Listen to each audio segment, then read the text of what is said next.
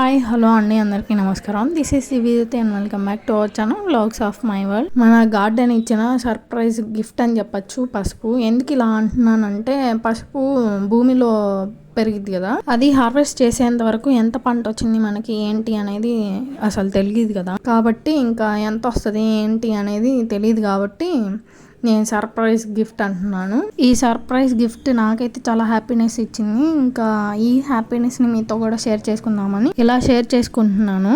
ఈ పసుపు మొక్కల్ని నేను ఆ పసుపు కొమ్మలు నాటినో లేదంటే మొక్కలే కొనుక్కొచ్చి నాటినయో కాదు. లాస్ట్ ఇయర్ సమ్మర్ లో నీళ్లు తక్కువగా ఉన్నప్పుడు కృష్ణా నది కాలువ కట్ట దగ్గరికి వెళ్ళాము.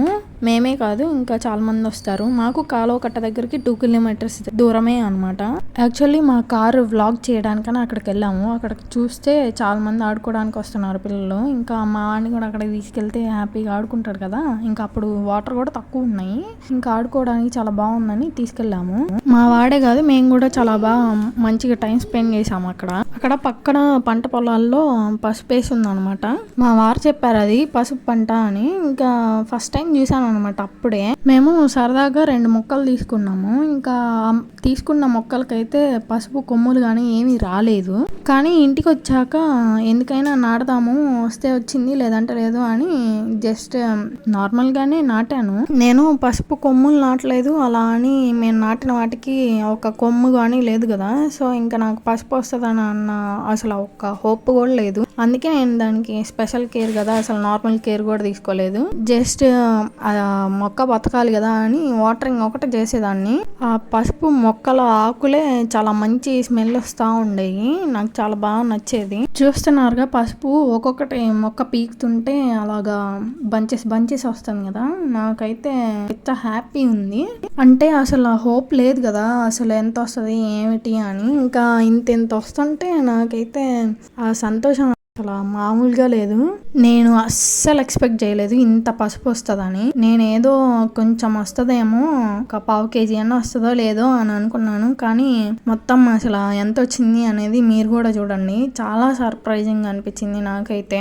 ఇక్కడంతా కొంచెం చీమలు ఉన్నాయి అనమాట. ఇంకా అలాగ తవ్వి తీయడానికి కొంచెం టైం పట్టింది. చీమలు కుడుతున్నాయి నాకైతే. నాకు అసలు పసుపు గురించి కానీ పసుపు పంట గురించి కానీ చాలా తక్కువ తెలుసు. మేము ఈ తెనాలి ఏరియాకి వచ్చాకే ఫస్ట్ టైం చూసాను అనమాట పసుపు పంట. ఇంట్లో ఇంత హార్వెస్ట్ చేసుకోగలం పసుపు అనేది అయితే అసలు నాకు సర్ప్రైజింగ్ ఉంది. ఫస్ట్ టైం నేను ఇలాగా పసుపు హార్వెస్ట్ చేస్తున్నాను. మన గార్డెన్లో వచ్చిన మొదటి పసుపు పంట. అసలు తవ్వుతుంటే వస్తూనే ఉంది. మొత్తం అసలు ఎంత వచ్చింది అనేది చూపిస్తాను, చూడండి, వెయిట్ చేయండి. వీడియోని పూర్తిగా చూడండి, డోంట్ మిస్ ఇట్. వీడియోని పూర్తిగా చూసి వీడియో నచ్చితే లైక్ చేయండి.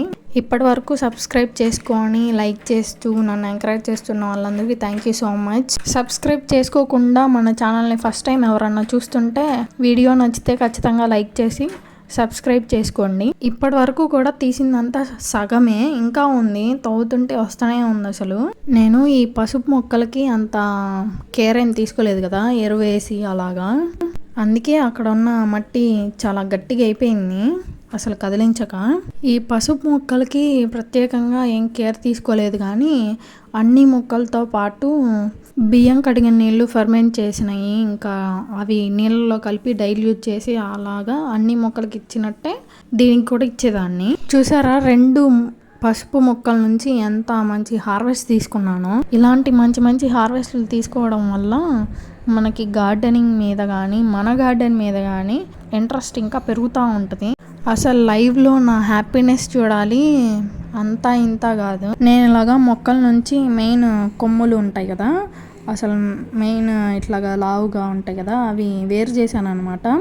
ఇంక ఇవి మళ్ళీ నాటుకోవచ్చు. వీటి నుంచి మళ్ళీ మంచిగా మొక్కలు పెంచుకొని ఇంకలాగా మళ్ళీ హార్వెస్ట్ తీసుకోవచ్చు.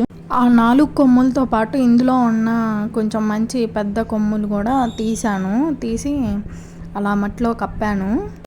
ఒక 2 రోజులు ఉన్నాక మళ్ళీ విడివిడిగా తీసి నాడదామని ఇంక ఇలా కప్పాను అనమాట ప్రస్తుతానికి. ఇంకా ఇప్పటికే నాకున్న ఓపిక అయిపోయింది. డెలివరీ అయ్యాక ఎర్లీ స్టేజ్ కదా, ఇంకా మరీ ఎక్కువ స్ట్రెయిన్ అవ్వకూడదని ఇంకా ఆపేశాను. ఇప్పటి వరకు వీడియో చూసిన వాళ్ళందరికీ thank you so much. Video నచ్చితే ఖచ్చితంగా లైక్ చేసి షేర్ చేసి సబ్స్క్రైబ్ చేసుకోండి. ఇలాగా షేర్ చేయడం వల్ల గార్డెనింగ్ వీడియోస్, గార్డెనింగ్ మీద ఇంట్రెస్ట్ పెరిగి కొన్ని మొక్కలన్నా పెంచుతారు. అలాగా గ్రీనరీని ఇంకొంచెం స్ప్రెడ్ చేయొచ్చు కదా.